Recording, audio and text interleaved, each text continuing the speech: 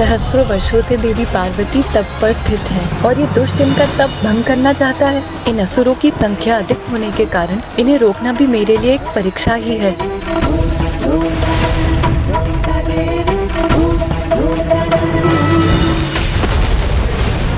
वो अकेले नहीं निपटेंगी इन असुरों से।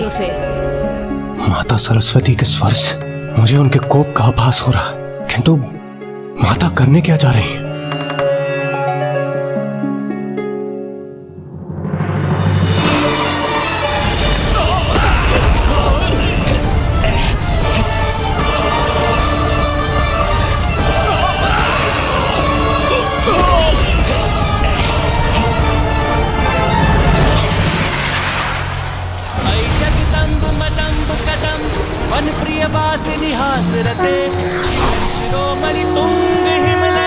प्रणाम देवी सरस्वती।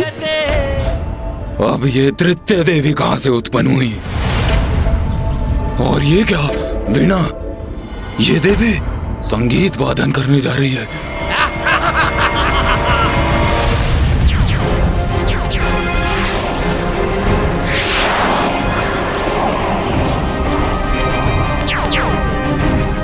वीणा से उत्पन्न ये स्वर्णिम कीड़े भला हमें क्या क्षति पहुंचा सकते हैं? इन कीड़ों को नष्ट कर दो, आगे बढ़ो और वध कर दो इन देवियों का। हेलो!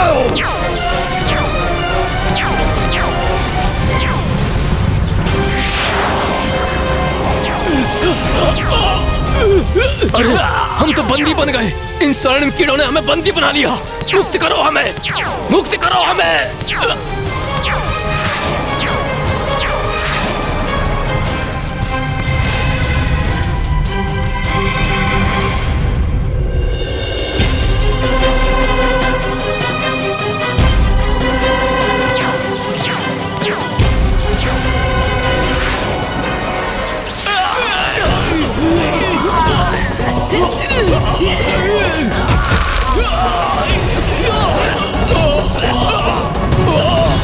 संकट टल गया, अन्यथा देवी पार्वती की तपस्या भंग हो सकती थी।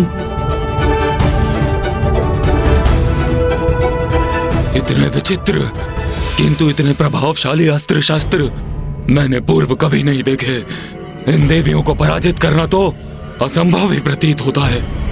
ऐसा कौन है जो इनका वध करने में सक्षम हो?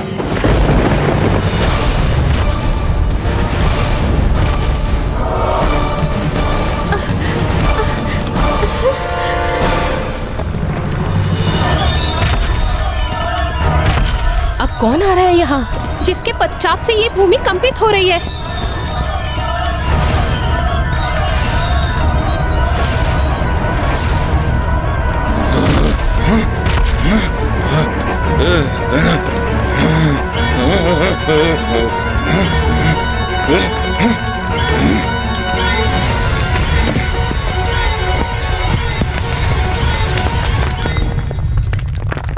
ये क्या?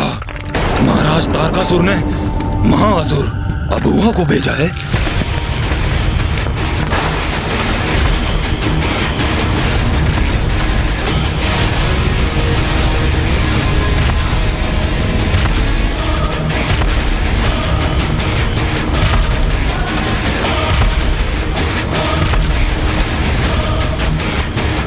ये तो इस पर्वत की ओर आ रहा है जहां मैं स्थित हूं, और इस पर्वत को पार करके ये देवी आदि शक्ति तक पहुंच सकता है।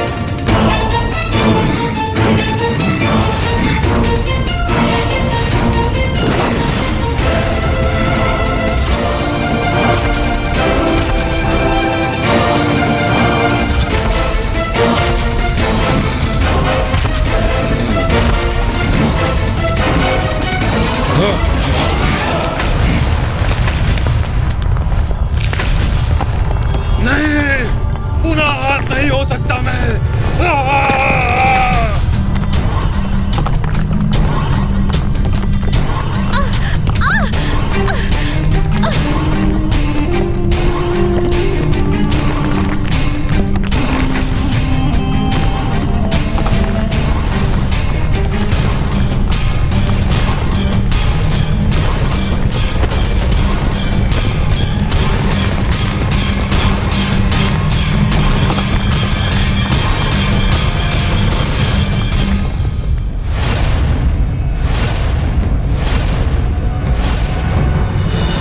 ये कौन असुर है? माता लक्ष्मी और माता सरस्वती तो उड़ते असुरों से निपट रही हैं। अभी एक और नवीन असुर उत्पन्न हो गए। मुझे भय है कहीं असुर माता की तपस्या न भंग कर दे। यदि देवी पार्वती अपनी तपस्या से उठने के लिए विवश हुई तो वो महादेव की परीक्षा में कभी सफल नहीं हो पाएंगी।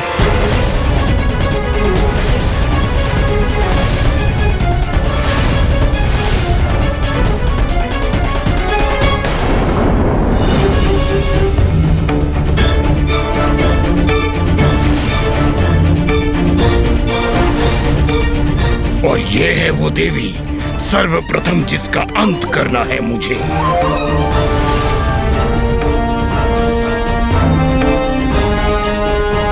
तो ये सब हो रहा है यहाँ देवियों,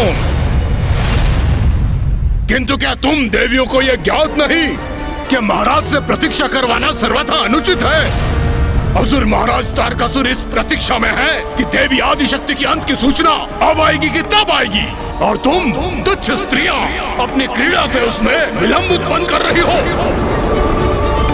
किंतु कोई बात नहीं, अभुआ यहाँ प्रस्तुत है, और जो धैर्य धारण कर प्रतीक्षा करते हैं उन्हें उसका उचित फल भी प्राप्त होता है। और मैं अब महाराज की प्रतीक्षा को सार्थक करूंगा, और तुम तीनों देवियों का अंत कर एक के स्थान पर उन्हें 3 देवियों के अंत की सूचना दूंगा। एक अन्य विचार आया है मेरे मन में, क्यों ना मैं इस संपूर्ण सृष्टि का ही विनाश कर दूं, क्योंकि जब सृष्टि ही शेष नहीं रहेगी तो सदा के लिए तुम तीनों देवियों का भी अंत हो जाएगा।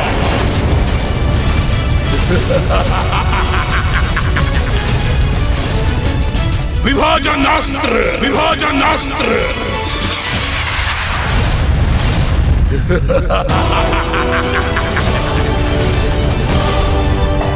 ये कौन सा अस्त्र है ब्रह्मदेव? ये वो अस्त्र है वायुदेव जो किसी को भी 2 भागों में विभाजित कर सकता है।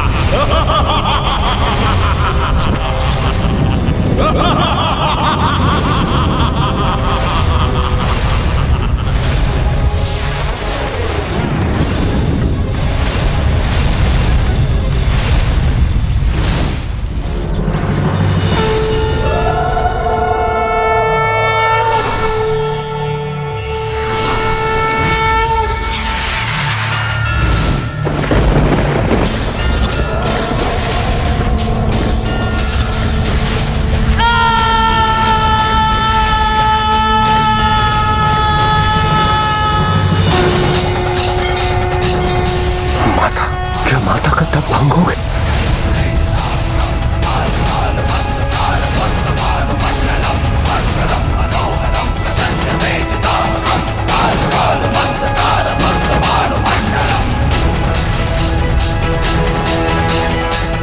जिसका भय था वही हो, माता की तपस्या भंग हो गई।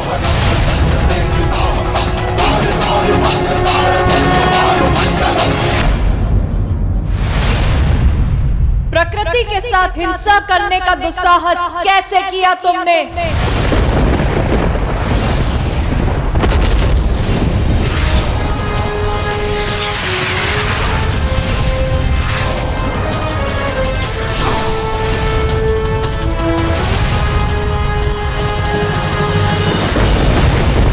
प्रकृति के साथ जो रोष उत्पन्न करता है उसका यही यही परिणाम होता है, सर्वनाश।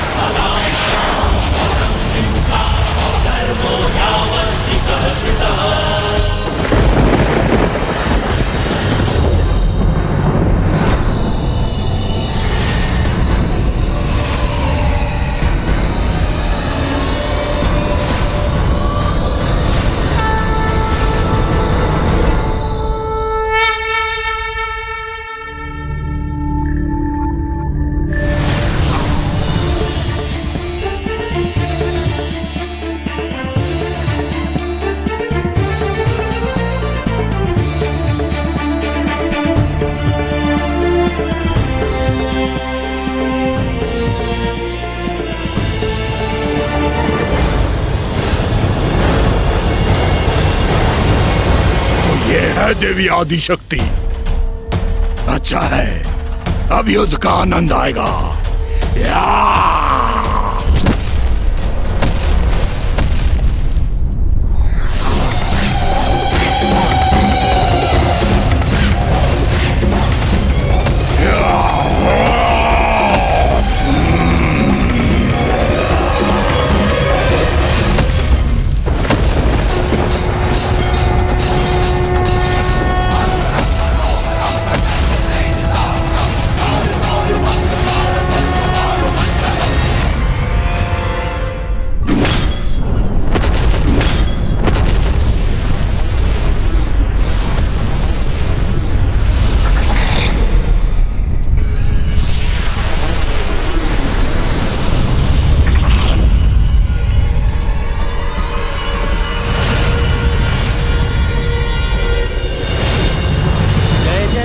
महिषासुरमर्दिनि रम्य कपर्दिनि शैलसुते मधुरे मधुकैटभ गंजनि कैटभ भंजनि रासरते। जय जय हे महिषासुरमर्दिनि रम्य कपर्दिनि शैलसुते। जय जय हे महिषासुरमर्दिनि रम्य कपर्दिनि शैलसुते। जय जय हे महिषासुरमर्दिनि रम्य कपर्दिनि शैलसुते। जय जय हे महिषासुरमर्दिनि रम्य कपर्दिनि शैलसुते। माता पार्वती ने असुरों का तो वध कर दिया, किंतु उनकी तपस्या भंग हो गई। माता अपने तप से उठ गई, तो अब वो महादेव को कैसे प्रसन्न कर सकती थी? तो क्या तारकासुर अपने मंतव्य में सफल हुआ?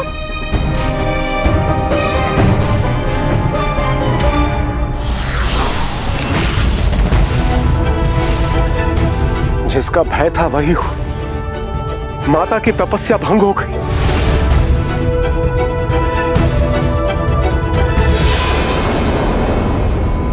माता तो अपने स्थान से उठी ही नहीं थी।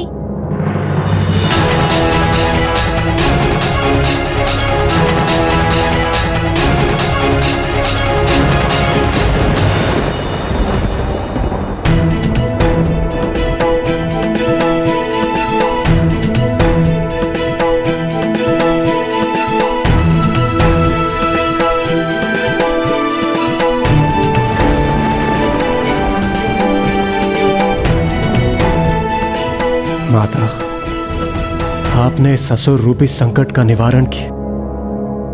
आपको कोटि कोटि धन्यवाद। उचित, बहन पार्वती का तप खंडित नहीं हुआ।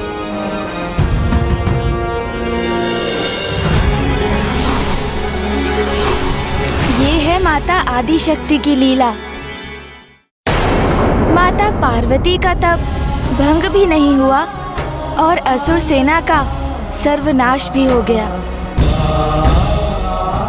किंतु माता पार्वती का तप अभी संपन्न नहीं हुआ था, अर्थात महादेव की परीक्षा में वो अभी भी सफल नहीं हुई थी। और इस अवधि में देवता और भी अशक्त हो रहे थे और उन सभी के मन में एक ही प्रश्न उमड़ रहा था। ब्रह्मदेव, महादेव कब तक इस प्रकार माता पार्वती की परीक्षा लेते रहेंगे? हाँ नाथ, 30 सहस्त्र वर्षों से देवी पार्वती की इतनी कठोर तपस्या का फल अब उन्हें प्राप्त होना ही चाहिए।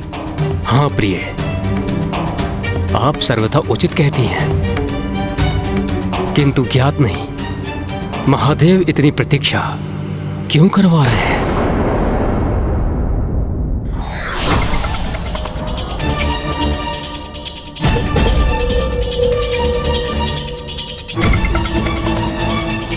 प्रणाम नारायण। देवराजेंद्र, अब और विलंब उचित नहीं। अब समय आ गया है कि आप सभी देवता एकत्रित होकर महादेव के समक्ष प्रस्तुत हों और उनसे विनती करें कि वो देवी पार्वती की परीक्षा संपन्न करें। उचित है नारायण।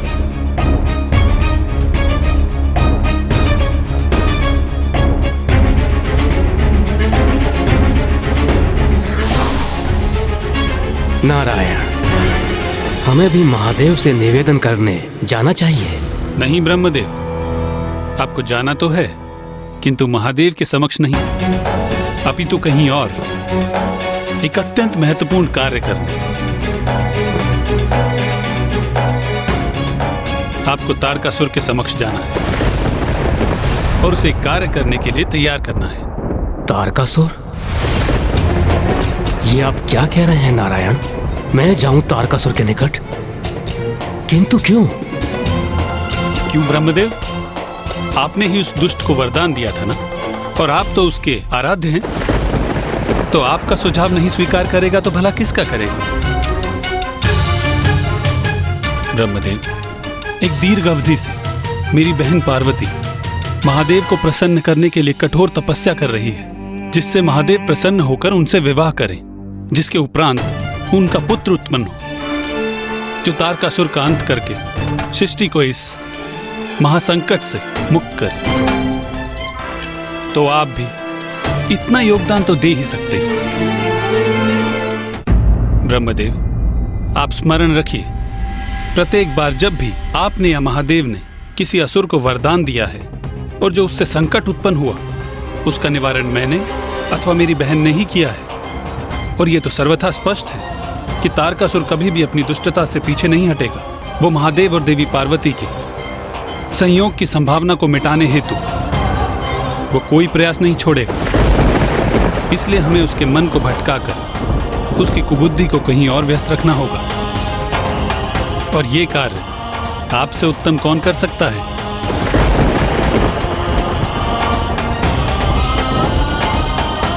माता पार्वती को और कितने कष्ट सहने नहीं इंद्रदेव, पार्वती की परीक्षा अभी पूर्ण नहीं हुई है। प्रभु, कोई तो राह दिखाई।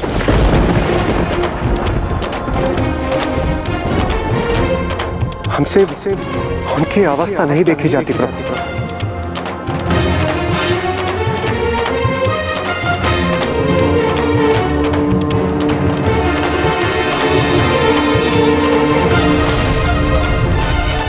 तो अब क्या करने जा रहे थे महादेव? माता पार्वती की एक और परीक्षा। एक और परीक्षा? अपार कष्ट सहकर भी व्यक्ति स्वयं को किसी बड़े उद्देश्य के लिए ही तैयार करता है। अर्थात माता सती ने महादेव को अपार स्नेह दिया, किंतु उनके प्रेम में हठ का भी समावेश था। और माता पार्वती को भी महादेव से प्रेम था, किंतु क्या उनका प्रेम हठ, ईर्ष्या, क्रोध, अहंकार आदि मानवीय संवेदनाओं से ऊपर था? अब इसकी परीक्षा महादेव लेने वाले थे। महादेव परीक्षा लेने वाले थे, परंतु कैसे गणेश जी? ओम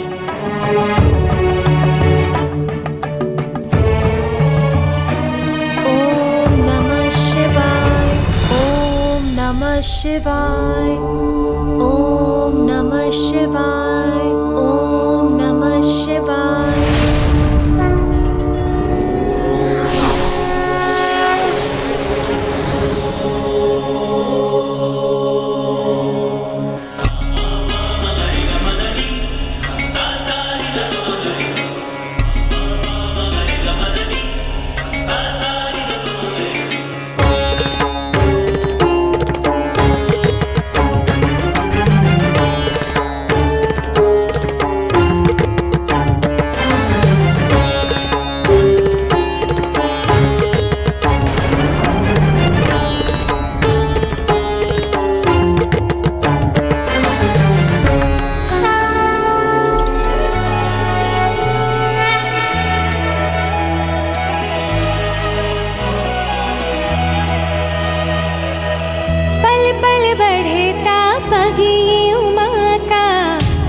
से करे